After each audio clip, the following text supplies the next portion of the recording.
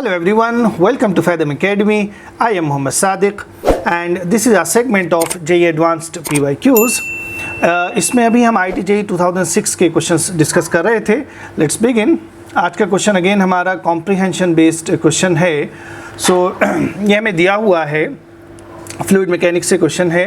A wooden cylinder of diameter 4 small r, height small h and density rho by 3 is kept on a hole of diameter 2r of a tank filled with water of density rho as shown in the figure. The height of the base of the cylinder from the base of tank is capital H. Okay, so इस तरह का एक tank है और उस tank में capital H height पर एक होल है और उस होल के ऊपर एक वुडन सिलेंडर रखा हुआ है. तो यहाँ पर ये डायग्राम है, इसमें हम देख सकते हैं सही से. ये हमारा वुडन सिलेंडर है और यहाँ पर होल है, उसके ऊपर ये वुडन सिलेंडर रखा हुआ है. ओके, एंड इसमें ये जो टैंक है इसमें वाटर भरा हुआ है. वुडन सिलेंडर की डेंसिटी रो बाई 3 है, उसकी हाइट स्मॉल h है और उसका डायमीटर 4r है. तो उसकी जो रेडियस होगी वो 2r होगी. This is 2r. Okay, so अब यहाँ पर इस पे बेस्ड जो क्वेश्चन है वो हम देख लेते हैं क्या है. If level of liquid starts decreasing slowly when the level of liquid is at a height small h1 above the cylinder, the block just starts moving up. Then the value of h1 is. Okay, so यहाँ पर हम समझते हैं जो situation हमें दी हुई है कि ये वुडन सिलेंडर है. तो इस वुडन सिलेंडर पर जो फोर्सेस लग रहे होंगे वो कौन कौन से होंगे. तो एक तो इसका अपना वेट होगा नीचे की तरफ, दूसरा इसके ऊपर जो लिक्विड है वहाँ से नीचे की तरफ एक फोर्स लगेगा, प्लस नीचे से इसके ऊपर नीचे से इस पर फोर्स लगेंगे ऊपर की तरफ. वो कैसे लगेगा, जहाँ पर लिक्विड है वहाँ से ऊपर की तरफ लगेगा, प्लस ये जो पोर्शन एम्प्टी है यहाँ पर एटमॉस्फेरिक प्रेशर है तो उस एटमॉस्फेरिक प्रेशर की वजह से भी ऊपर की तरफ फोर्स लगेगा, प्लस ये जिस होल पे रखा हुआ है उस होल से जो सपोर्ट मिल रहा है वहाँ से जो नॉर्मल रिएक्शंस मिल रहे हैं से यहाँ पर और यहाँ पर. सो ओवरऑल एक ही नॉर्मल रिएक्शन हम दिखा सकते हैं. सो एक नॉर्मल रिएक्शन भी उस पर लग रहा है जहाँ पर वो रखा हुआ है, सपोर्ट जो है उससे लग रहा है. ओके, सो इस तरह से केस है. अब हम देख सकते हैं कि ऊपर से जो फोर्स लग रहा है वो ज़्यादा एरिया पर, जो लिक्विड का प्रेशर है वो ज़्यादा एरिया पे डिस्ट्रीब्यूटेड है और नीचे से जो लिक्विड का प्रेशर है वो कम एरिया पे डिस्ट्रीब्यूटेड है. बाकी एरियाज़ में एटमॉस्फेरिक प्रेशर की वजह से फोर्स लग रहा होगा. सो इनिशियली सिचुएशन ये हो सकती है कि ऊपर से फोर्स नीचे की तरफ ज़्यादा है, डाउनवर्ड फोर्स, एंड देन जो इस पे जो रिएक्शंस लग रहे हैं सपोर्ट से वो डाउनवर्ड फोर्स को बैलेंस कर रहे हैं और ये वुडन सिलेंडर क्या है, अपनी जगह पर रह रहा है. अब हम जब ऊपर से ये जो लिक्विड का लेवल है, यहाँ से ये लिक्विड का लेवल अगर हम इसको डिक्रीज़ करेंगे तो ऊपर से नीचे की तरफ जो प्रेशर है वो भी डिक्रीज़ होगा. एंड एट सम पॉइंट अब क्या है कि ये जब हाइट h1 रह जा रही है, सिलेंडर के ऊपर लिक्विड की हाइट सिर्फ h1 रह जा रही है, तब ये वुडन सिलेंडर जस्ट स्टार्ट कर रहा मूव करना. ओके, दैट मीन्स कि उस टाइम पे जो सपोर्ट्स हैं वो ज़ीरो हो जाएंगे और लिमिटिंग कंडीशन में हम डाउनवर्ड जो टोटल फोर्स है वेट प्लस ऊपर से जो प्रेशर लग रहा है और अपवर्ड जो टोटल फोर्स है लिक्विड का प्रेशर प्लस एटमॉस्फेरिक प्रेशर की वजह से जो फोर्स है उसको हम बैलेंस करा सकते हैं. ओके, तो ये हमारी अप्रोच होगी यहाँ पर. तो अब इसमें हम देख लेते हैं कि जो फोर्सेस लग रहे हैं वो कैसे कैसे लग रहे हैं लिमिटिंग कंडीशन में. जब ये जस्ट ऊपर मूव करने वाला है उस टाइम पर फोर्सेस कौन कौन से लग रहे हैं. तो एक तो इसका अपना वेट हो जाएगा mg डाउनवर्ड, प्लस यहाँ पर प्रेशर मान लेते हैं कि P1 है और यहाँ पर प्रेशर मान लेते हैं कि P2 है. बेस वुडन सिलेंडर के बेस पर P2 है और उसके टॉप पोर्शन पर P1 है. तो नीचे से ये जो फोर्स लगेगा ये ऊपर की तरफ एक फोर्स लगेगा, प्लस नीचे से ही ऊपर की तरफ एक और फोर्स लगेगा due to atmospheric pressure. Okay, and ऊपर से एक फोर्स ये लगेगा नीचे की तरफ, ये जो प्रेशर P1 है वो फोर्स लगाएगा नीचे की तरफ. सो नीचे की तरफ दो फोर्सेस हैं और ऊपर की तरफ भी दो फोर्सेस हैं, इसी को हमें बैलेंस कराना है. So let us calculate. First of all हम यहाँ पर डाउनवर्ड जो फोर्स है टोटल उसको हम कैलकुलेट कर लेते हैं. एक तो उसका अपना वेट है प्लस जो P1 प्रेशर है. अब P1 प्रेशर जो है वो पूरे उसके सरफेस पर डिस्ट्रीब्यूटेड है, टॉप सरफेस पर. तो जो फोर्स होगा वो हो जाएगा प्रेशर इनटू जो उसके टॉप सरफेस का एरिया है, that will be 4 pi, not 4 pi, that is simply pi into radius square, radius क्या है यहाँ पर 2r है, तो उसका स्क्वायर करेंगे तो ये हो जाएगा 4r स्क्वायर।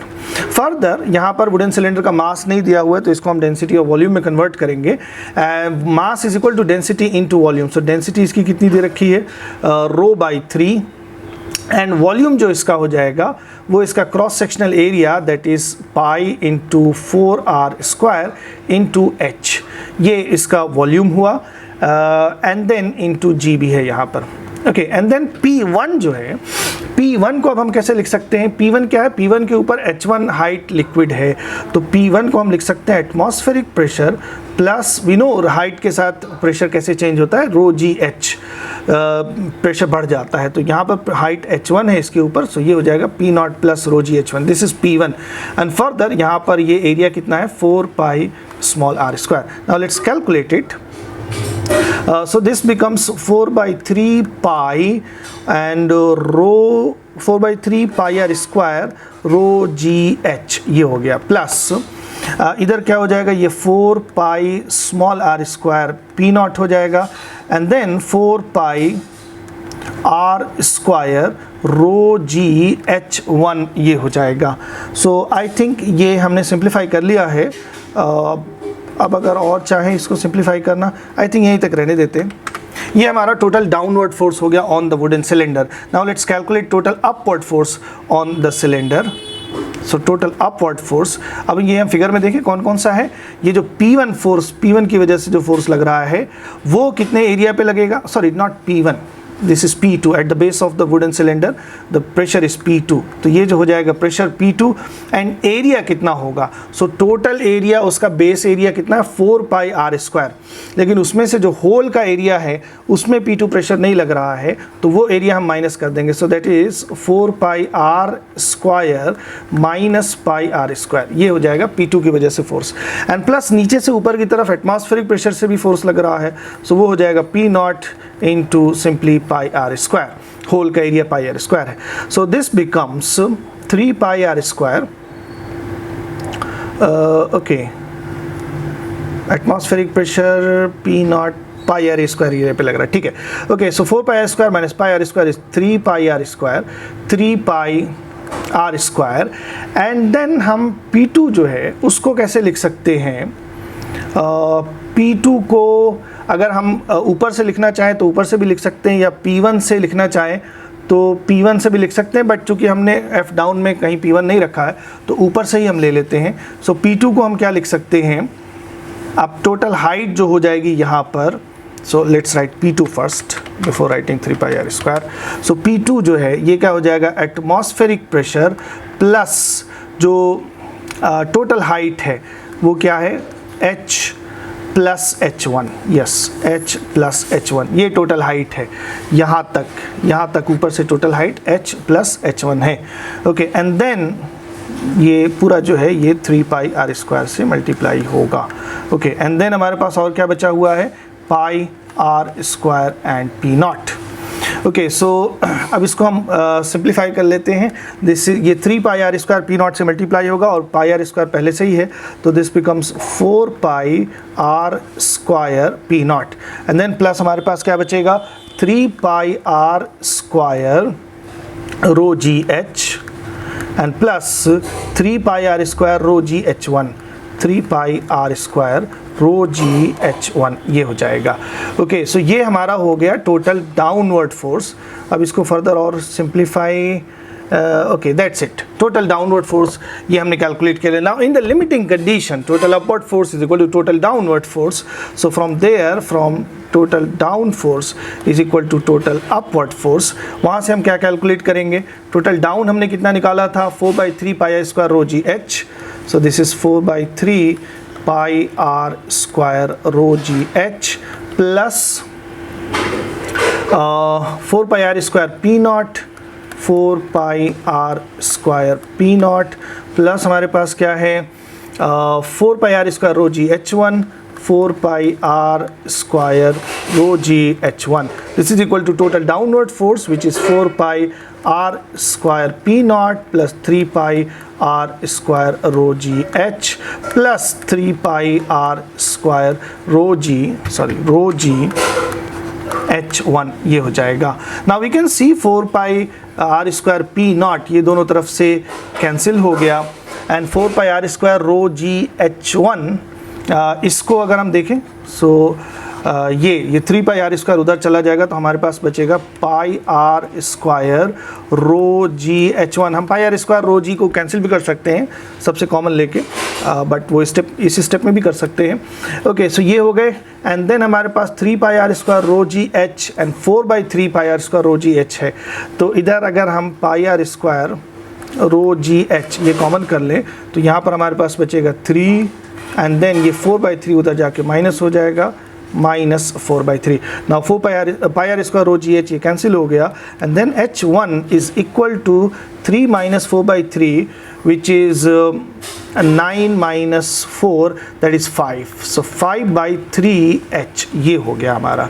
सो H1 की जो वैल्यू है height of the liquid above the cylinder that is 5H/3 ये आ रही है। ओके सो ये है हमारा answer. Let's check the options.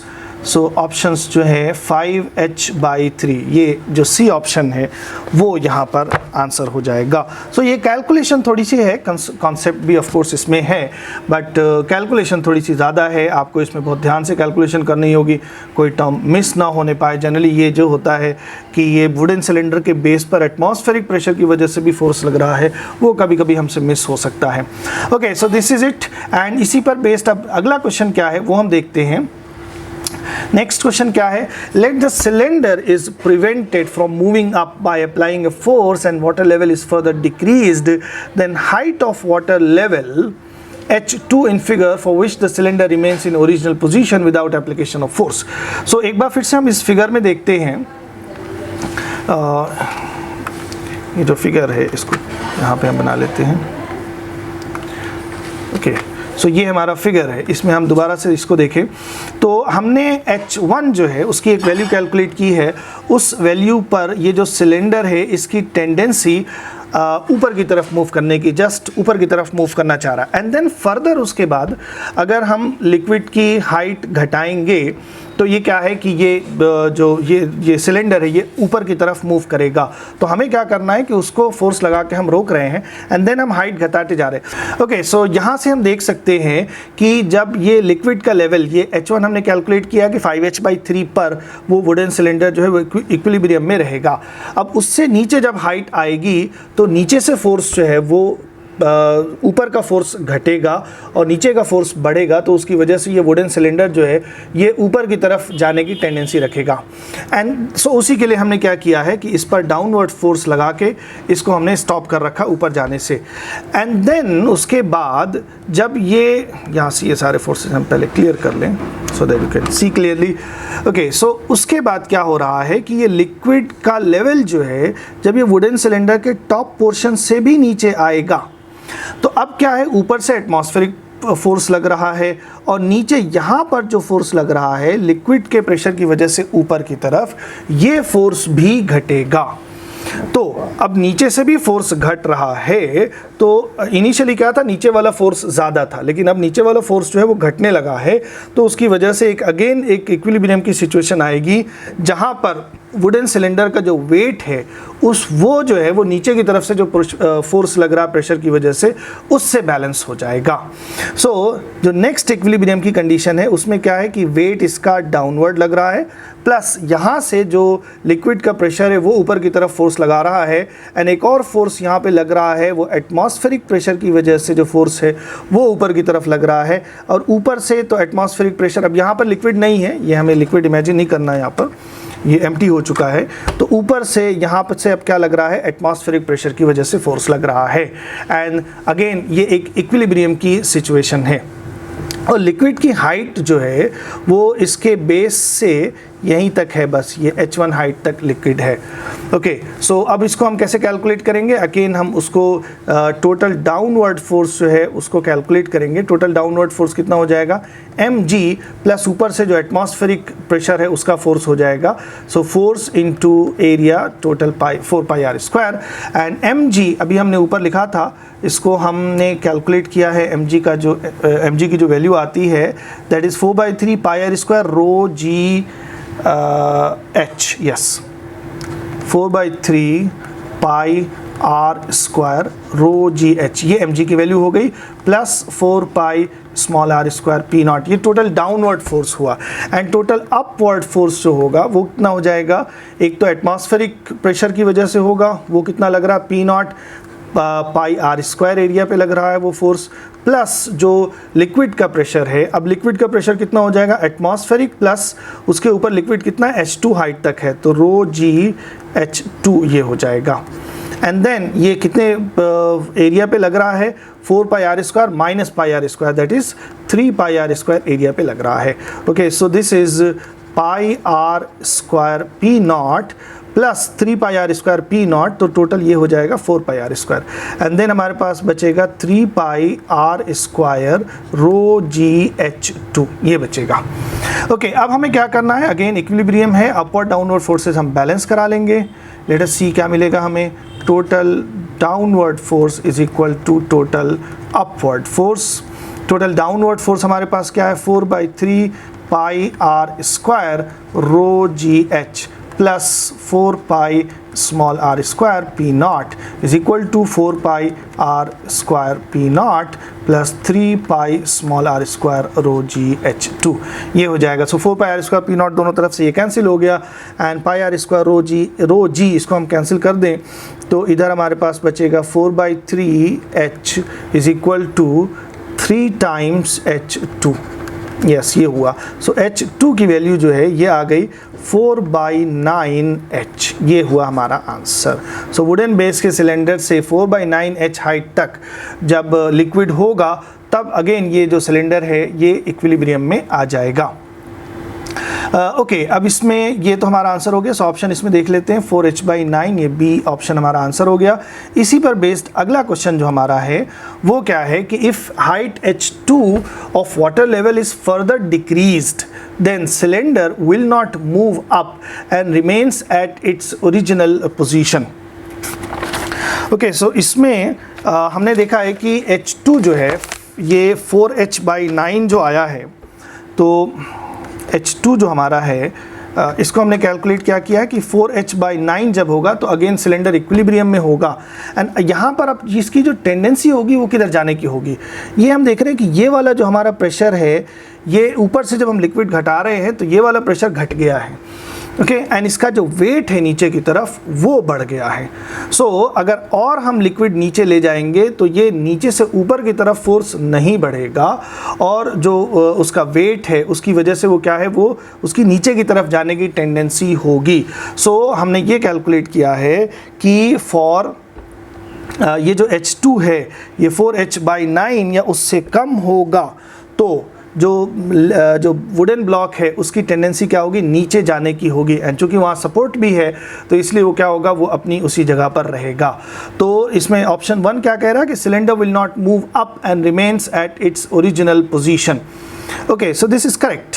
अगर हम इससे कम हाइट करेंगे, H2 को फर्दर डिक्रीज करेंगे तो वो ऊपर या नीचे नहीं जाएगा, अपनी ओरिजिनल पोजीशन पर ही रहेगा। और बी ऑप्शन क्या है कि H2 is equal to H/3, cylinder again starts moving up.